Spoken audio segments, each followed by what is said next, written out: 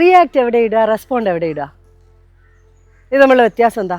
രണ്ടും പ്രതികരിക്കുക എന്നുള്ളത് തന്നെയല്ലേ അർത്ഥം. പക്ഷെ റിയാക്ഷൻ എവിടെ, റെസ്പോണ്ട് എവിടെ വരിക? നമ്മൾ പണ്ട് സയൻസിൽ പഠിച്ചിട്ടില്ലേ, for every action there is an equal and opposite reaction എന്നൊക്കെ. പെട്ടെന്ന് തന്നെ നമ്മൾ പ്രതികരിക്കുമ്പോഴാണ് റിയാക്ട് എന്നുള്ള പ്രയോഗം വരിക. ഓക്കെ. അതേസമയം ആലോചിച്ച് കൂട്ടി ശാന്തമായിട്ടൊക്കെ പറയുമ്പോഴത്തേക്ക് റെസ്പോണ്ട്. അതാണ് വ്യത്യാസം. ഇപ്പം please don't react while you are angry.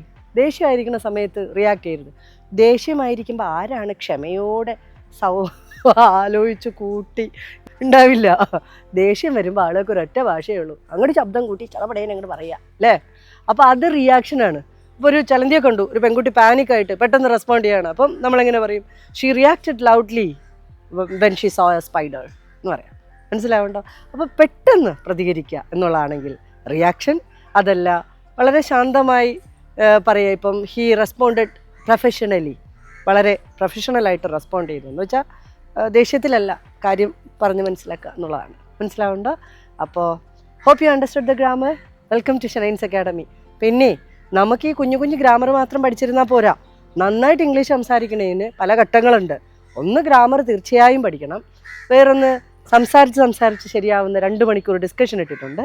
പിന്നെ 4 മണിക്കൂറോളം എങ്ങനെയാണ് സംസാരിക്കേണ്ടത് എന്ന് പഠിപ്പിക്കുന്ന സെഷനുകൾ ഇട്ടിട്ടുണ്ട്. എന്നും ഒരു ടീച്ചറിൻ്റെ കൂടെ ഒറ്റയ്ക്ക് സംസാരിച്ച് വരുന്ന സെഷനുകൾ ഇട്ടിട്ടുണ്ട്. അപ്പോൾ ഇതൊക്കെ പ്രധാനമാണ്. ഷനൈൻസിൽ ജോയിൻ ചെയ്ത 8.25 മണിക്കൂർ ലൈവ് ക്ലാസ്സസ് ആണ്. നിങ്ങൾക്ക് നിങ്ങളുടെ ഫ്രീ ടൈം അനുസരിച്ച് എപ്പോൾ വേണമെങ്കിലും ജോയിൻ ചെയ്യാം.